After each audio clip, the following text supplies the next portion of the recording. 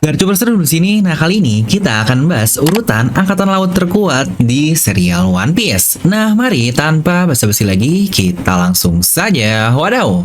Closed doors, I'm a fool for your love.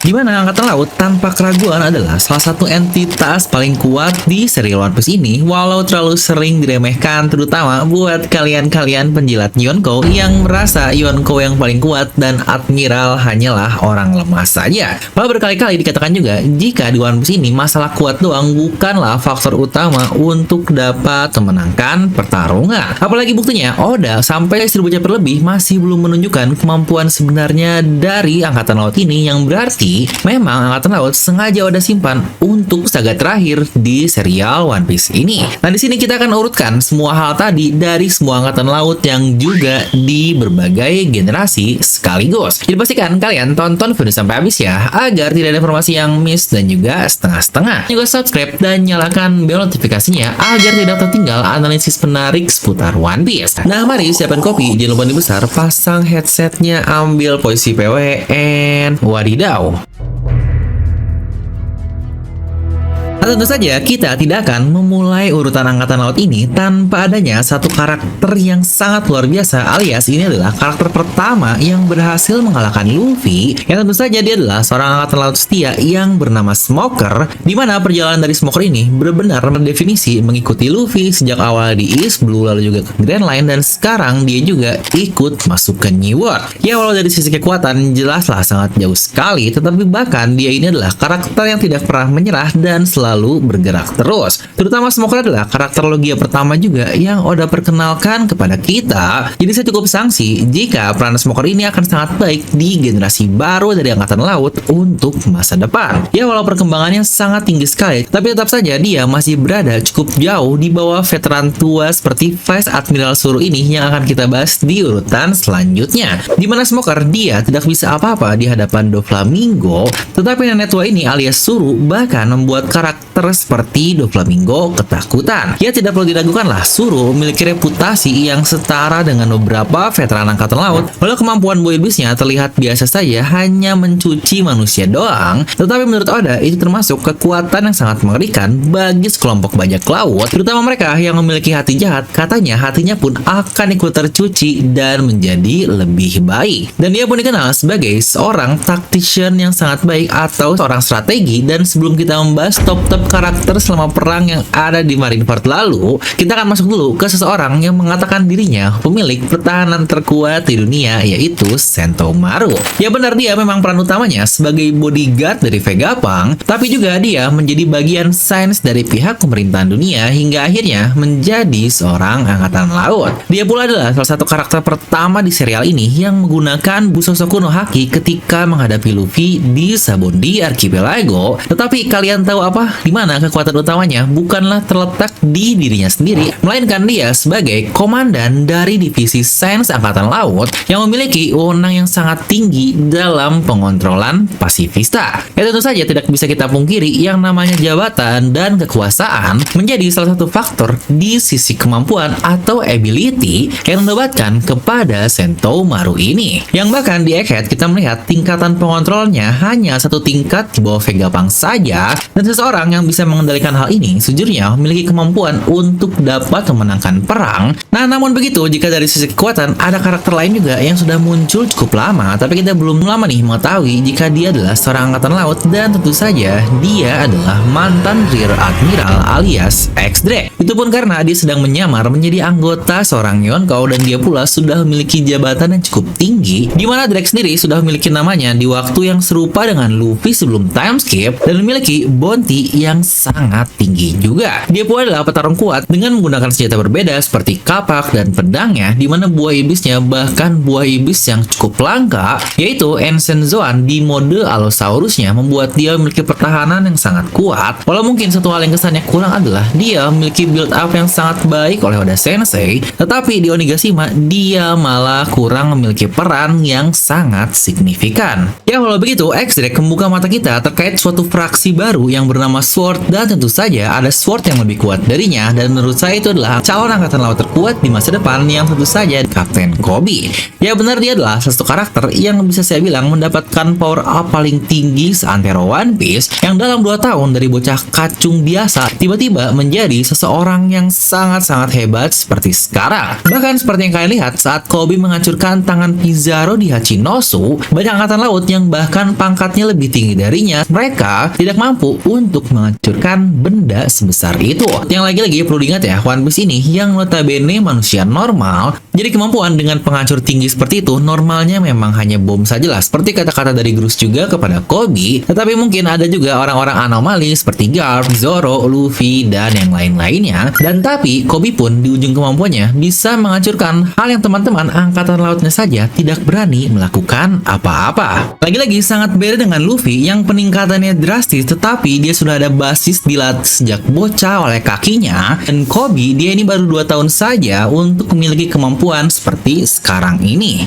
Tetapi sebenarnya alasannya pun sudah kita dapatkan dari sahabatnya, yaitu Helmeppo, yang Kobe pun berkata tidak cukup latihan 10 kali, 20 kali, saya butuh latihan sebanyak 100 kali atau jika tidak 200 kali lebih banyak dibandingkan orang lain, karena kemampuan saya sangat jauh di bawah mereka semua. Dimana sebenarnya kemampuan yang sangat gila dari Kobe ini terletak di Ken Bunsoku Hakinya dan bukan Busosoku no Hakinya. Ya walau dia bisa menjadi angkatan laut tertinggi, tetapi tentu saja ada yang namanya tangga jabatan di sebuah organisasi, dan untuk mencapai Admiral dia perlu direkomendasikan seperti kenaikan pangkat sebelumnya, dan ada 2 Vice Admiral ini di mana tadinya dia akan dinobatkan sebagai Admiral baru untuk mengganti Aokiji dan juga Akainu, dan kedua Vice Admiral itu adalah Gion dan juga Tokikake. Ya benar, perlu diingat ya, ada banyak sekali Vice Admiral di One Piece ini, dan sekelas Momonga saja dia itu adalah seorang yang sudah sangat kuat loh, yang bahkan bisa saya bilang Luffy masih berada di bawah kemampuannya ketika sebelum time skip. Walau sebenarnya masalah gap kekuatan dari Vice Admiral ini memang sangat jauh sekali, ada seorang yang sangat hebat di top 3 dari video ini, dan juga ada seorang yang cukup lemah yang bahkan bisa dikalahkan dengan cukup mudah. Tetapi Gion dan Tokikake dinobatkan langsung dari angkatan laut, berarti terbayangkan skuad apa kedua Vice Admiral tersebut. Nah, di mana peringkat selanjutnya adalah top meme untuk Admiral yang tentu saja setelah ketakutan dan kabur oleh Jackie.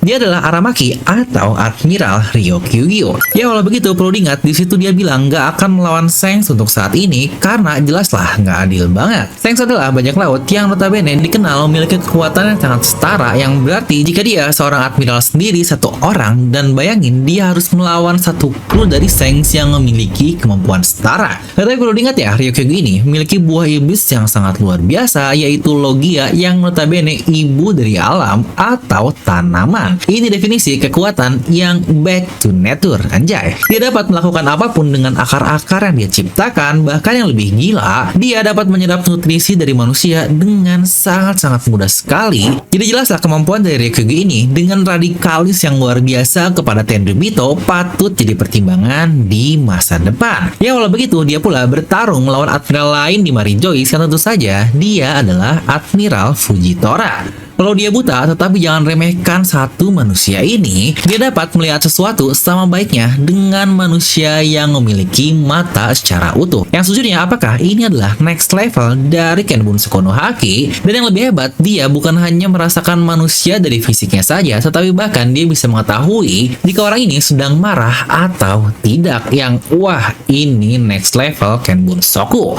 Di mana kemampuan dari Fujitora ini, dia memakan buah iblis paramesia Zushi Nomi yang berarti semacam hentakan. Tapi hal menarik dari Fujitora adalah dia ini seorang yang melawan semua kekorupan dari pemerintah dan bahkan angkatan laut ini sendiri. Dan buat kamu juga yang gak mau jadi korup seperti pemerintahan dunia, pastikan subscribe untuk video-video One Piece seperti ini, anjay. Nah, ini adalah salah satu contoh dari angkatan laut juga yang sangat loyal dan anti korupsi, yaitu mantan admiral yang meninggalkan angkatan laut setelah dikalahkan oleh seorang Shichibukai, hingga akhirnya dia pun menciptakan Neo Angkatan Laut. Dia adalah Zephyr. Ya walau dia adalah karakter dari movie Z, tetapi sudah terkonfirmasi juga jika masa lalunya adalah canon, terutama ketika dikatakan dia ini menjadi pelatih bagi Angkatan Laut muda, yang dikatakan juga dia adalah seorang petarung yang sangat hebat di generasinya dengan gaya bertarung seperti Garp yang terkenal akan tinjunya. Lalu veteran tua lainnya adalah Kong, di mana dia adalah Commander in Chief dari pemerintahan dunia, yang bahkan Oda katakan sendiri itu adalah pangkat tertinggi tertinggi yang bisa diraih oleh manusia biasa, di mana dia setidaknya 28 tahun yang lalu menjabat sebagai seorang Fleet Admiral. Lalu sampai saat ini kita masih belum tahu ini orang kemampuannya apa dan kegunaannya apa,